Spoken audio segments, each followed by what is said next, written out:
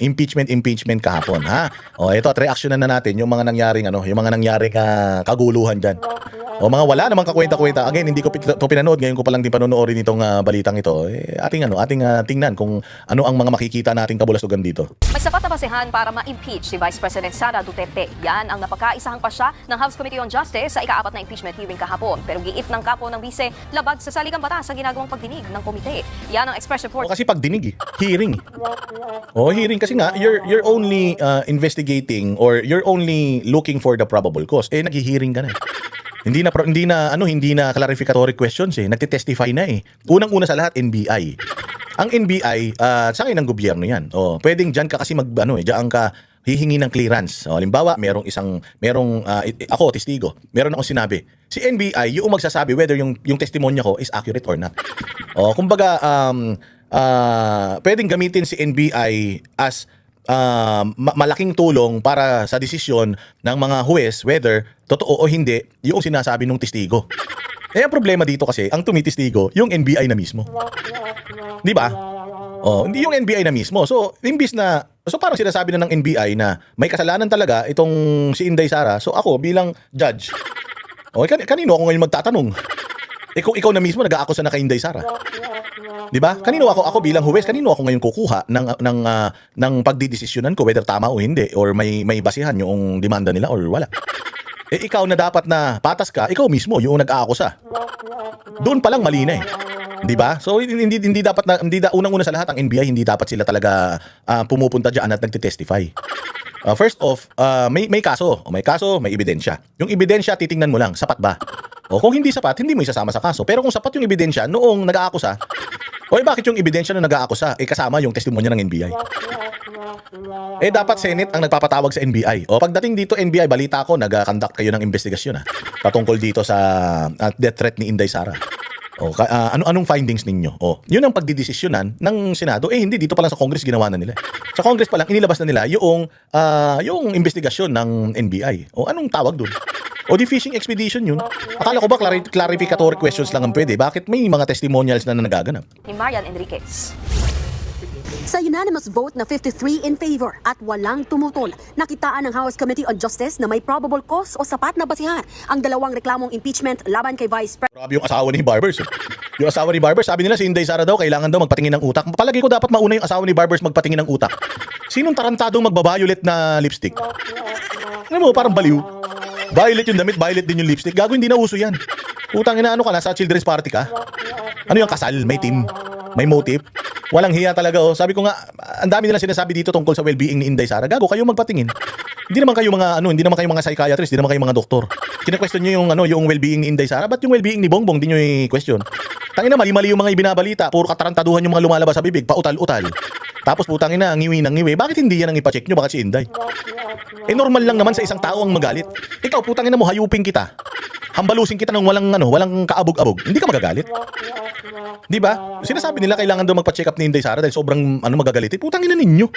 Sino ba naman hindi magagalit? Nagtatrabaho yung tao. Tinatarantado nyo ng tinatarantado. Pinadala nyo yung tatay sa ibang bansa. Putang ina yung yung kanyang chief of staff, ikinulong nyo pa. Tapos kung ano-ano ang mga ibinibintang nyo sa kanya, hindi siya magagalit. May tama siya sa utak kapag hindi siya nagalit sa mga ginagawa nyo. Kung halimbawa, marami na kayong kahayupang ginagawa kay Inday, tapos si Inday patawa-tawa pa rin. Wala pa rin kwenta kay Inday yun, hindi man lang siya tinatamaan. Yun, baka baliw na si Inday kaya hindi niya na nararamdaman. Para si Bongbong, yung galit ng taong bayan, yung pagkasuka ng taong bayan sa kanya, hindi niya nararamdaman, hindi niya naririnig at hindi niya pinapansin. Yun, may tama na sa utak yun. Baliw na yun pagka ganun. President Sara Duterte. Is there any objection? Perky yung boses ha. Is there any objection? Ang taas ng energy natin, mama. Taas ng energy natin. What's in it for you, madam? What's in it for you? Gaano kalaki ang nakubra mo dito sa pinagagagawa mo na to? Because again, sabi ko nga sa inyo, kahit gaano kalaki yung pera na yan, the stress that it will give you pag naging presidente si Inday Sara, wala na. Lahat yan. Saglit na kasiyahan lang yan. Makukuha ninyo. But when Inday Sara is president, yari kayo. Ubus kayo lahat. Maniwala kayo. Hearing none. The hearing is suspended until May 4, 2026. Tapos sino nagpapalakpakan? Papalakpakan yung mga makabayan. Kasi sino ang magbe-benefit? Sabi ko nga sa inyo, who will benefit from this impeachment? Are we gonna benefit from this impeachment? Tayo mga Pilipino, are we gonna benefit from this? No. Why? Mawawalan tayo ng Inday Sara na baka mas magaling pa kay Pangulong Duterte sa pamumuno kasi mas mas bata ang isip, mas mataas ang energy, mas malakas ang paninindigan. Tapos may puso ng nanay. So baka mas magaling, baka mas maging magaling pa si Inday Sara kay Pangulong Duterte pagdating ng 2028. Ngayon, pag hindi siya umupo, kawawa tayo. Bakit? Kasi may mauupong iba. Hindi natin yung alam kung yung uupong iba, kung hindi Duterte yan, tanggalin natin yung mga Duterte muna. Kasi alam natin, pag na-impeach naman si Inday Sara dito, merong Duterte na mag-i-emerge, Duterte pa rin naman na magiging presidente sa 2028. Ano na yun? Sure na tayo doon. Kaya nga sabi ko, ano kayang iniisip nitong mga nitong mga congressman na ito, na habang buhay, nasa kapangyarihan sila? Even if ma-impeach si VP Sara, kahit sinong Duterte ang tumakbo, basta nasa tamang edad na, mananalo sa 2028 elections eh. Dahil, wala, Duterte talaga yung gusto natin eh. Di ba? Kahit nga hindi Duterte, basta itinaas ng kamay ng mga Duterte, sigurado yan ang iboboto ng taong bayan pagdating ng 2028 eh. Oh, may pakinabang sa atin. O sa kanila, malaking pakinabang. Pagka si Inday Sara hindi naupo. Bakit? Una, hindi hahabulin. Walang hahabol sa mga ginawa nilang kabulastugan. Pangalawa, tuloy-tuloy ang pagnanakaw, tuloy-tuloy ang drugs, lalong-lalo na itong mga makabayan. Oo, tuloy-tuloy ang ang mga panghahayop ng mga NPA sa bayang Pilipinas. So, sa kanila may silbi kung si Inday Sara hindi mauupo, mga kriminal sila. Pero sa atin mga Pilipino, may silbi sa atin 'yan. Putsang ina, dadami NPA, dadami drugs. Tataas ang krimen. Nakita nyo nakaraan, putsang ina, yung mga riding in tandem kahit tanghaling tapat. Kahit sa matraffic na lugar, namamaril na lang ng ganyan-ganyan. Nakita nyo yung gulo ng Pilipinas ngayon? Gusto nyo pa ba magkaroon ng ganyang klase ng Pilipinas sa 2028 onwards, mga bossing? Oh, tingnan niyo yung mga sarili ninyo. Ito mga congressman na ito. Oh, sa gulo na nangyayari sa bayang Pilipinas ngayon. Ano ang ginagawa nila para matulungan tayo bilang mga Pilipino, bilang mga constituents nito, mga hayop nito? Anong ginagawa nila para matulungan tayong makaahon sa hirap sa pang-araw-araw na struggle natin? Wala. Ito inaatupag nila.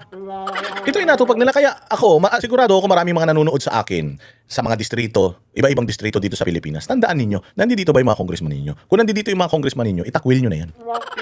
Ngayon pa lang, ikampanya nyo na yan.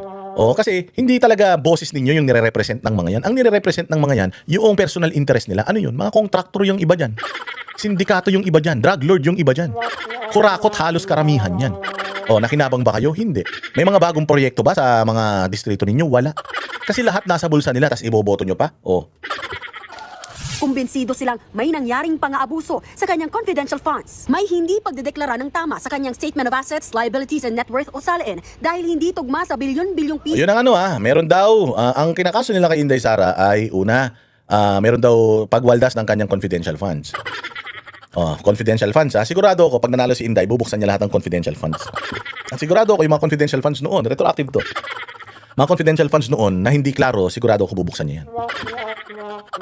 Oo. Sigurado ako dyan. So confidential funds yan, nasagot na yan eh. Lahat nga ng Pilipino naniniwala eh. May pagwawaldas ba sa confidential funds? Dahil doon sa Mary Grace Piatos, tingnan mo, nauubos yung mga ngayon. Nauubos yung mga NPA ngayon. Ang daming mga namatay. May namatay noong nakaraan na 11, may namatay pa na 7. Nito lang. Malaking numero yan. Oo, malaking numero yan. So ibig sabihin, yung intel gathering ni Mary Grace Piatos laban sa insurhensya, ayun, ngayon ito nagmamaterialize na. So happy ba tayo dun? Oo naman. Sa tingin ba natin ninakaw yun? Hindi. Hindi. Bakit? Kasi nakita may mga resibo, may mga nag-receive eh. Kaya nga lang, yung mga nag-receive, wala sa NSA, di ba? Wala sa PSA. Yung mga nag-receive, mga aliases, which is, naintindihan naman natin yun.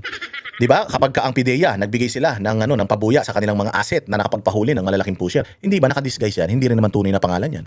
Nakamaskara, as in, walang makitang naka-long sleeve, naka-jacket.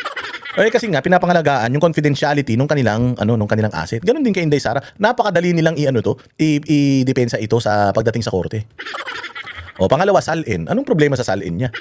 Naka-declare naman sa SALIN niya. Naka-declare din naman yung mga business ventures nila. O nakita naman natin, palpak naman talaga yung pag-add nila ng mga bank transactions. Oo, kasi binabase nila yung pera niya sa kanyang bank transactions. Ito lang yung salin mo, pero may billion ka ng bank transactions. Pinaliwanag na natin yun. Noong panahon ni Corona, walang nagpapaliwanag noon. Pero ngayon, panahon ni VP, makikita natin na matatalino ng mga Pilipino. Mantakin mo yung pumasok sa akin pera, tsaka lumabas na pera, pinag-add mo, tapos hinanap mo. Gago. Yung pumasok sa akin, lumabas din, di zero na yun. May pumasok sa akin isa, may lumabas na isa, naging 2. Hahanapin mo yung 2 kung nasaan. Gago. Nakalagay na nga sa dokumento na na transactions yan eh. Inflow and outflow, pag pinag-add mo, that's bank transaction, considered as bank transactions. So doon pa lang tapos na sila eh. Ano pa? Yung threat daw niya sa presidente, naipaliwanag na rin yun, sandamukan ng mga abogado eh. Conditional. Wala siyang sinabing pangalan. Kahit na sinabi niyang no joke, wala siyang sinabing pangalan. Conditional. Ang sabi niya, pag namatay ako, pag pinatay nila ako, patayin mo rin sila. So that condition, pwede nga niyang iutos sa asawa niya yun eh. Oh, Mans, pag pinatay nila ako, patayin mo din sila, pangako mo sa akin ha. Di ba ganyan naman yung mga ano, ganyan naman. Halimbawa, ikaw, may jowa ka. Oh, di ba may jowa ka, sabi mo, pag namatay ako, mag-aasawa ka pa ba? Oh, pag sinabi mong oo, yari ka. Oh, syempre ikaw, oh, sabi mo pag namatay ako, huwag ka mag-asawa ha. Huwag ka nang iibig muli, gusto ko ako lang, mumultuhin ko kayo. Hindi ba? Oh, pero ako, naasawa mo, mangangako ako sa'yo, sige, huwag ka magalala. Pag namatay ka, hindi kita ipagpapalit, ikaw lang ang mundo ko. Putang ina, wala pa 1 linggo, hindi pa nabubulok yung bangkay doon sa nicho. May syota ka ng iba. Gets din nyo? Napakadali eh. Pwedeng ako, kapatid. Pagka may nangyari sa akin, pangako mo, papatay mo rin sila. Pag pinatay ako, papatay mo rin sila. Hindi ba? Alam mo yon, pwede naman kwentuhan lang yan. Pwede naman usapan lang yan. Is it an active threat? Hindi naman. Magiging threat lang yan. Magiging active threat lang yan or magkakaroon lang ng active threat kapag ka nasunod yung kondisyon niya, which is ano, mamatay siya at patayin nila. Eh papaano kung siya namatay sa dengue? Namatay. Oh, ma-activate ba yung kanyang sinabi na pag pinatay nila ako, patayin mo rin sila? Eh ang usapan, ang kondisyon, pag pinatay nila ako. Oh. Eh kung namatay siya sa ano, namatay siya sa bangungot. Kung ako yung kinausap niya, papatayin ko yung mga sinasabi niya gusto niyang patayin ko. Eh namatay naman siya ng ng natural cause. Gets ninyo? Putang ina niyan, ang tatanda niyo na eh. Patanga-tanga pa kayo? Ano pa? Transaksyon sa bangko at pinagbantaan niya ang buhay ni Pangulong Bongbong Marcos. Sa huling araw ng impeachment hearing ng House panel, sumentro ang Pinagbantaan niya yung buhay ni Pangulong Bongbong Marcos. First, una sa lahat, ko sinasabi sa inyo never mong marinig kay Inday Sara na pinagre-resign niya si Bongbong. Never mong marinig kay Inday Sara na sinasabi niyang hindi ka nakarapat dapat na presidente, lumayas ka na dyan. Wala rin siya sinasabing step down. Wala rin siya sinasabing huwag kayong sumunod sa gobyerno. Walang ganun. Hindi nga niya sinasabi yun, yung pakayang patayin yung presidente. Eh kalinaw-linaw naman. Nandiyan ako nung nung meeting na yan. Nandiyan ako, nakikinig ako. Zoom meeting yan eh. Nagtanong sa kanya yung Project Romano, project ganito. Kasi nga sinasabi ni Inday Sara na meron ng mga series of assassination attempt sa kanya. Meron ng mga ilang beses na nag-attempt na i-assassinate siya. So ang tanong, natatakot ka ba sa buhay mo? Di ka ba natatakot sa security mo? Yun ang tanong eh. Sinagot lang niya yung tanong. Anong sagot niya? Huwag kayong mag-alala sa security ko. Kasi may kinausap na ako na tao na kapag pinatay nila ako, sinabihan ko sila na patayin din sila. See? Yun yung istorya eh. Chinap-chap nila eh. Doon lang sila sa nagbabanta. Ano yun? Gumising si Inday Sara ng isang beses na pumunta sa camera tapos nagbanta. Abogado yan. Di naman yung kasintangan ninyo. And let us also consider yung emotions niya during that time kasi putsang ina, mantakin mo, ikinulong nila yung yung chief of staff niya. Ikinulong nila ng walang kaabog-abog tapos ililipat nila ng ibang kulungan ng walang order ng Kongreso. Kasi siyempre magagalit ka. So considering all the pressures, talagang makakapagsalita ka. 'Di ba? Talagang makakapagsalita ka. O, naipaliwanag naman niya yun. And ang dami din ng mga lawyers na mga legal luminaries ang nagsasabi na there's no threat doon. Lalong-lalo na yung sinasabi na pupugutan ng ulo, yung pupugutan. Sinasabi ni Inday Sara during that time, galit na galit ako sa kanya, sa sobrang galit ko. Alam mo, ini-imagine ko, sarap pugutan ng ulo nito. Sinabi ba niya na pupugutan ko siya ng ulo bukas, ngayon, sa Makalawa? Walang ganun. Sa sobrang galit daw niya kasi pinahiya niya yung may pumuntang kadete ng PMA na nanghihingi or ina-arbor yung relos ni Bongbong, sobrang mahal ng relos. Sabi niya, why would I do that? Nung narinig daw ni Inday Sara yung talagang nagpanting yung tenga niya, tapos sa isip niya parang sarap pugutan ng ulo eh. Pero sa isip lang niya yun. Oh, di ba? Anong threat doon? May nangyari na ba kay Bongbong? Kung halimbawa sinabi ko, alam mo, sarap pugutan ng ulo nito. May mga video ako ng ganun. And then kinaumagahan si Bongbong, nakita mo pugut na yung ulo. So sinong suspect? Siya. Si Inday ang suspect. Bakit? Kasi nga, sinasabi ni Inday sa kanyang mga press con na gusto niyang pugutan ng ulo. So kung merong tao na may interest na pumugot ng ulo sa kanya, si Inday yun. Sinabi niya eh. Pugot na ba ulo ni Bongbong? Hindi naman. Diba? Pwede mo nang gamitin yung testimonya ni Inday Sara na gusto niyang gilitan ng leeg si Bongbong. Kapag natagpuan mo si Bongbong na patay, nagilit yung leeg. Eh hindi, nagja-jumping jack pa oh. Panay pa ang padala ng fake news pag papakalat ng fake news. Lakas-lakas niyan. Diyos ko po, poprotektahan niyo yan. Walang hiya kayo, nakakadiri kayo. talakayan sa mga video ni VP Sara gaya ng pagbanta sa pamilya ni Pangulong Marcos. Ninyong lahat. Nagmumura na siya dyan. Considering the emotions, dahil nga, putsang ina, tinatarantado siya eh. Lahat na lang ng mga nakadikit sa kanya gustong ipakulong ng kamera nung mga panahon na yan eh. So talagang magagalit ka. Oh, may baliw si Inday na ganito ang inaasal niya. Ang baliw, kayo. Ang baliw kayo. Ang baliw si Bongbong at saka si Claire Castro. Oh, mali na yung mga pinagsasabi, putsang ina, hindi kayo mag-apologize. Yun ang baliw. Pero ito si Inday, may intindihan ko ba ako bilang isang normal na tao, may intindihan ko kung ganito ang inaasal ni Inday during that time? Oo. Since day one. Binola mo sila. Binola mo sila. Sinabi mo, unity. Itutuloy mo yung proyekto ni Pangulong Duterte. Ayaw kong tumakbong presidente, tatakbo ako ng mayor, pinilit nyo ako mag-vice president. Pinilit nyo ako mag-vice president, ang dami nyong ipinangako sa akin. Nung nanalo tayo, ang una nyong ginawa, tinabla nyo yung mga ipinangako nyo sa akin. Pangalawa, pinalibing ng tatay ko yung magulang ninyo. Tapos ipinadala nyo yung tatay ko sa abroad. Pinakidnap ninyo.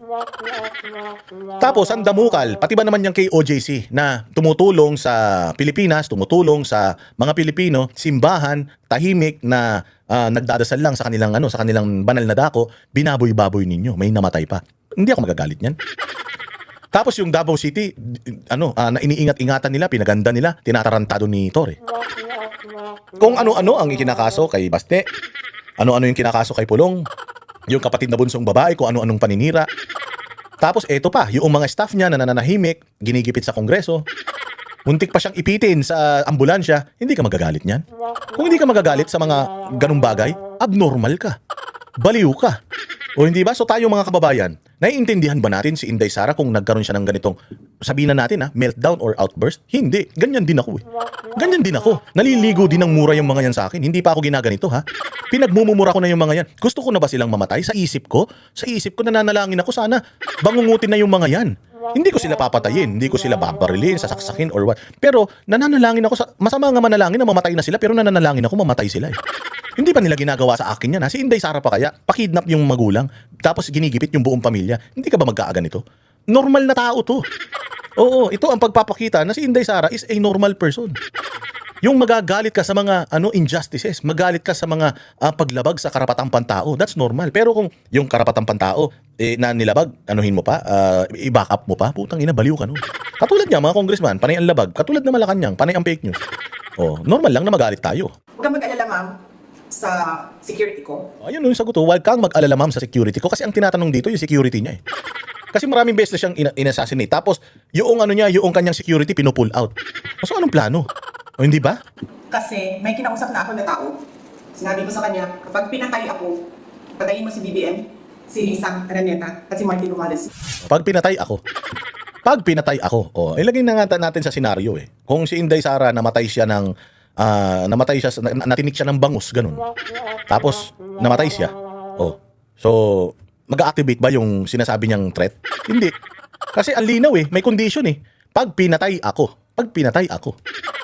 Hindi kayo uubra dyan. Lahat ng mga abogado, word per word, pagka inano mo yan, talagang inisa-isa mo, walang active threat dyan. Mismong NBI ang nagsabi, hindi yan edited at hindi rin AI. Nakitaan din ng National Bureau of Investigation o NBI na may reasonable certainty of conviction. Kaya naghain sila ng reklamong 3 counts ng grave threats at 1 count ng inciting to sedition laban kay VP Sara. There's no room for interpretation. Hindi mo na kailangang ipaliwanag. That is an actual threat to the president and to the wife and the former speaker. No, it's not a threat. It is not a threat. Kasi the threat will only get or be activated or ma-activate lang yung sinasabi niyong threat if something happens to her. If papatayin ako. Naipaliwanag niya nun. Pero maganda. Sabi ko nga kung ito yung mga dadaling dyan sa Senado, kung ito yung mga iakyat dyan sa Senado, with Marcoleta, with Chis Escudero na mga abogado, with Cayetano, na 2 Cayetano na abogado. Sino-sino pa yung mga abogado dyan? Wag na si Kiko, Pangilinan, tanga naman yun. Hindi to lulusot sa kanila. Kalinaw-linaw pag tinagalog mo hindi lalong maiintindihan pag tinagalog mo syempre ito si Matibag, gagawin niya yan. Kaya nga umalis yung NBI director nung una At yung pumalit sa kanya na NBI director, tinanggal din nila kasi hindi nila kayang gawin yung ginagawa nito ni Matibag na wala ring hiya. Si Matibag parang si General Torre din yan. Na sa alang-alang sa posisyon gagawin lahat kahit mali na. Pero sabi ko nga, it's not worth it. Attorney Matibag, Director Matibag, it's not worth it. Why? Hindi naman kayo forever na nandiyan yan. Yung yung presidente naman na sinasandigan ninyo, hindi naman yan forever na nandiyan yan. Yung pera naman, if ever na meron kayong mga kinikita dito out of this, sigurado naman ako na hindi naman yan hindi nyo naman madadala yan sa impyerno pupuntahan ninyo. So it's not worth it. But then again, marami na silang tao na ginamit para babuyin ang mga Duterte. Akusahan ng mga Duterte. Worse, meron pang Trillanes na talagang matindi ang kanyang conviction sa mga Duterte. Accusations niya matindi. Hindi nga nila napapatumba Duterte, ikaw pa kaya Matibag. Imaginein mo na lang Matibag kung ano ang pwedeng mangyari sa iyo pagdating ng panahon na wala ka na sa kapangyarihan. Good luck sa iyo, sir.